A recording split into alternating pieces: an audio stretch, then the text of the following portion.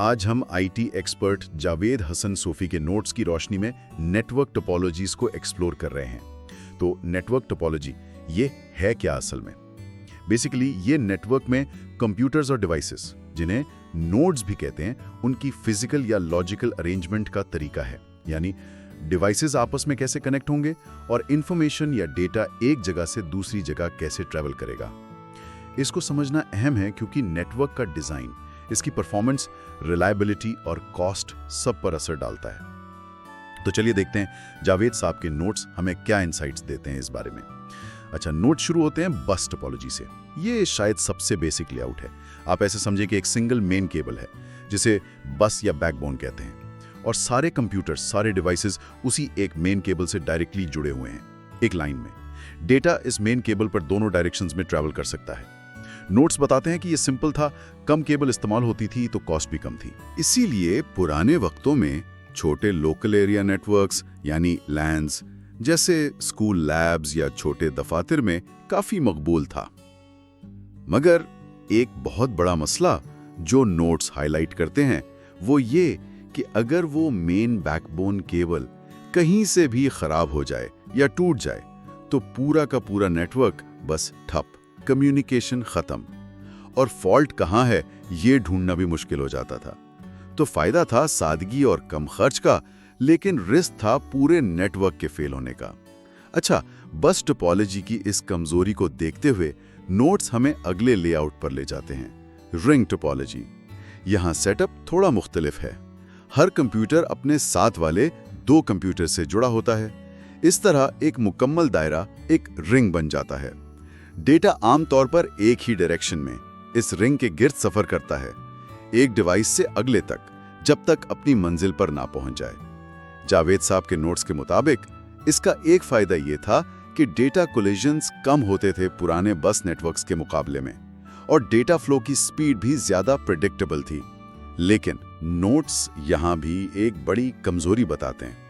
ये बिल्कुल एक जंजीर की तरह है। अगर रिंग में कोई एक कंप्यूटर या केबल का हिस्सा खराब हो जाए तो पूरा सर्कल टूट सकता है। फिर पूरे नेटवर्क की कम्युनिकेशन रुक जाती है जब तक वो फॉल्ट ठीक ना हो। और नए कंप्यूटर्स ऐड करना या पुराने रिमूव करना, इससे भी नेटवर्क थोड़ी देर के लिए डिसरप्ट हो सकता था।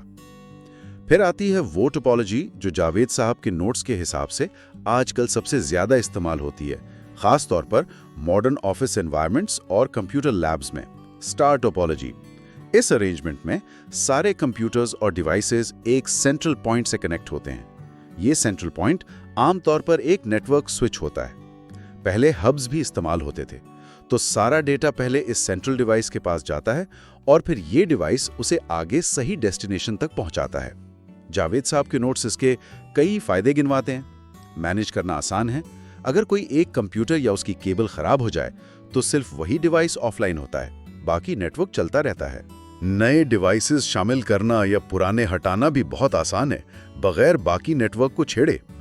लेकिन नोट्स उसकी एक कमजोरी, एक अकिलीज हील भी बताते हैं।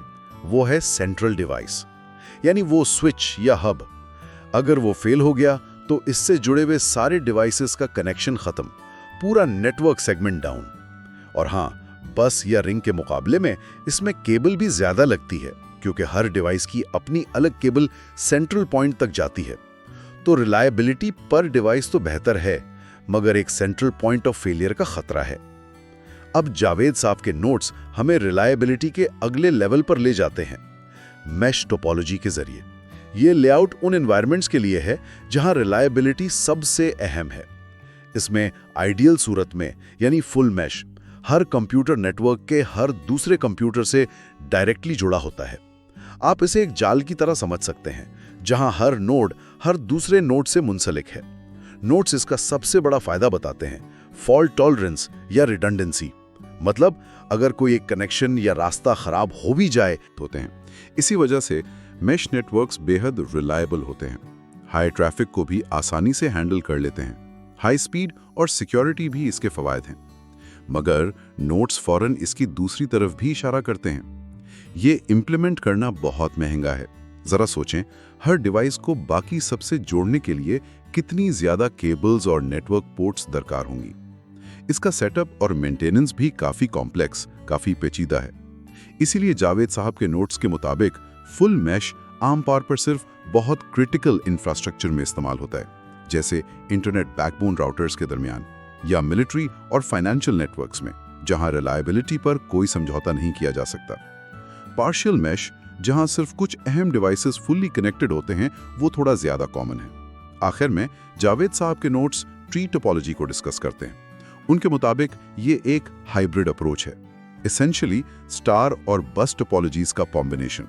आप यूं समझें कि कई स्टार नेटवर्क्स हैं और उन सब के सेंट्रल डिवाइसेस यानी हब्स या स्विचेस वो एक कॉमन बस बैकबोन केबल से जुड़े हुए हैं। ये एक दरख्त, एक ट्री की तरह लगता है, जहां बस केबल उसका ट्रंक है और स्टार सेगमेंट्स उसकी ब्रांचेस हैं। नोड्स कहते हैं कि इसका बड़ा फायदा स्केलेबिलिटी है। आप आसानी से नेटवर्क को बड़ा कर सकते हैं, नई ब्रांचेस यानी स्टार सेगमेंट्स जोड़कर, जब भी जरूरत पड़े। ये बड़ी ऑर्गेनाइजेशंस के लिए, जैसे यूनिवर्सिटीज या बड़े ऑफिस कॉम्प्लेक्सेस, काफ़ी कारआमद हो सकता है, जहां मुख्तलिफ शोबों के अपने स्टार नेटवर्क्स को एक मेन बैकबोन से जोड़ना हो। लेकिन चूंकि ये हाइब्रिड है, इसमें स्टार और बस दोनों के मसाइल भी आ सकते हैं।